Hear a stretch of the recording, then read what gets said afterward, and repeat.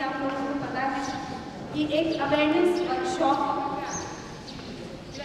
although when we think about awareness workshops on issues which are related to women, we think that the target audience is women.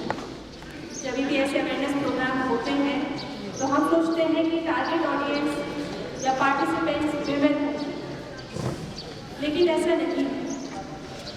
In programmes में, awareness workshops में main का participation भी उतना ही important है, क्योंकि जिन issues पे awareness दी जा रही है वो कहीं ना कहीं दोनों से कनेक्टेड होते हैं। इसके अलावा इश्यूज का अगर हम रूट कॉज देखते हैं तो कई बार वहाँ पे सेंसिटाइजेशन का रिक्वायरमेंट होता है। इसलिए ये बहुत इम्पॉर्टेंट है कि ना केवल विमेन बल्कि हमारी सोसाइटी के मैन भी इसमें पार्टिसिपेट करें। जितना सेंसिटिव वो जेंडर इश्यूज को लेके होंगे, आई एम श्योर कॉन्फ्लिक्ट भी धीरे धीरे कम होते हैं। आज का अवेयरनेस हमारे कुछ पर्टिकुलर एजेंडाज हैं। इसमें आपका protection against domestic violence, prevention of sexual harassment at work place, registration of marriage and its importance, effects of drug on society, polygamy and its consequences, and upliftment of women, widows and destitute women. ये कुछ agenda है जो आज का हमारे इस programme में गारो welfare society और Arunachal Pradesh state commission for women लेके आए। तो ये सारे ही मुद्दे बहुत रेलेवेंट हैं। अगर आप देखेंगे तो कहीं ना किसी छोटे या बड़े फॉर्म में हमारी सोसाइटी में ये इश्यूज ऑलमोस्ट डेली बेसिस पे आपको देखने को मिल जाता है।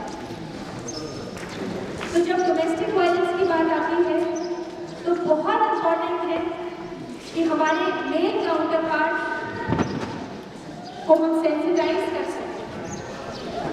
डोमेस्टिक वायलेंस सिर्फ फिजिकल नहीं होता। कई बार हम सोचते हैं कि मारपीट हो गई तो डोमेस्टिक वायलेंस है, इसमें इमोशनल अब्यूज भी आता है। तो इस इमोशनल अब्यूज को जो विक्टिम है अगर वो फेस कर रहे हैं तो जो परपेट्रेटर है उनको भी समझना बहुत जरूरी है। तो आज के वर्कशॉप में आप लोग ध्यान से सुने कि किस तरीके से हम अपने राइट्स के लिए फाइट कर सकते हैं।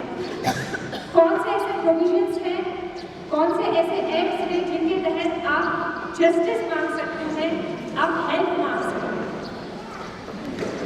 और एक बहुत बेसिक प्रॉब्लम जब किसी भी विक्टिम के साथ होती है तो हमारे अंदर एक डर होता है कि सोसाइटी क्या कहेगी, नाम बदनाम हो जाएगा। एक करेज हमें चाहिए। तो उस टाइम पे सभी विक्टिम्स को याद रखना चाहिए, और आप भी अगर आस-पास उनसे किसी भी तरीके से जुड़े हुए हैं तो आपको उन्हें एनकरेज करना चाहिए कि वो अपने राइट्स के लिए फाइट करें।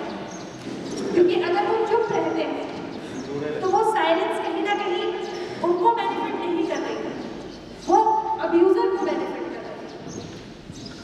तो silence is always beneficial for the perpetrator and the abuser, not for the victim.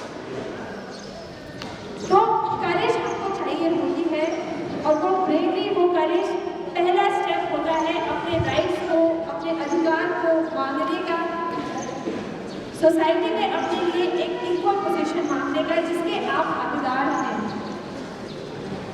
तो डिटेल में इन सारी चीज़ों पे आपको वर्कशॉप में बताया जाएगा।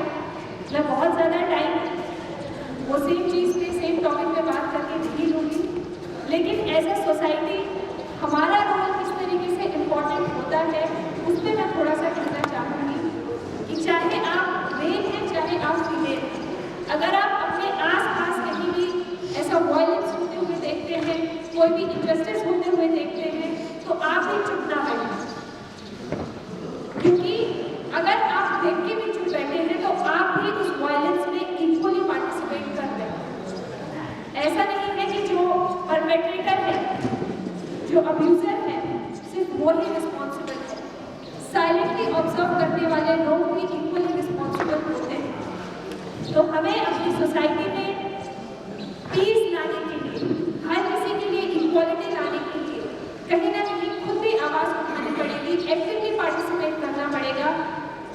एनकरेज करना होगा कि लोग जस्टिस के लिए फाइट कर सकें और उन्हें उस फाइट में पूरा सपोर्ट देना होगा। तो जब भी आप अपने आसपास ऐसा कोई भी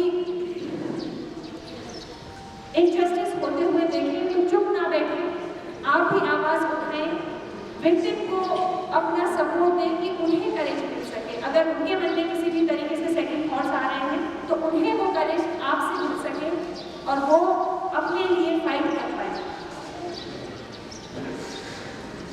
हमारा एक दूसरे को सपोर्ट करना, देखिए जब हम कल्चर की भी बात करते हैं कई बार हम ये भी कंफ्यूज कर लेते हैं कि नहीं ये तो सोसाइटी का नियम है, ट्रेडिशन इसी तरीके से चलता है।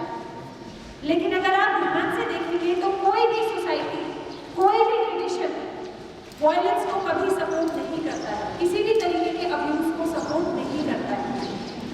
तो अगर आप वायलेंस को एनकरेज कर रहे हैं या वायलेंस को चुपचाप देख रहे हैं और ये सोच रहे हैं कि नहीं ये ट्रेडिशन के नाम पर जस्टिफाइड है, तो कहीं ना कहीं आपका ब्रेन वॉश हो गया है। और उसी चीज से बाहर आने के लिए बहुत जरूरी है कि आप लीगल प्रोविजंस, आपके लिए जो प्रोटेक्शन गवर्नमेंट ने डिफरेंट एक्ट्स के थ्रू दी है, वो प्रोटेक्शन आप ले पाए, अपना हक आप मांग पाए और आप अपने लिए एक पीसफुल और इक्वल लाइफ क्रिएट कर पाए। तो सभी मेंबर्स को मैं यही कहना चाहूंगी कि हमेशा जस्टिस के फाइट में आपको आगे बढ़ना है, आपको लोगों को सपोर्ट करना है। जब हम एक दूसरे को सपोर्ट करेंगे तो हमारी सोसाइटी, हमारा सोशल फैब्रिक भी स्ट्रॉन्ग होगा और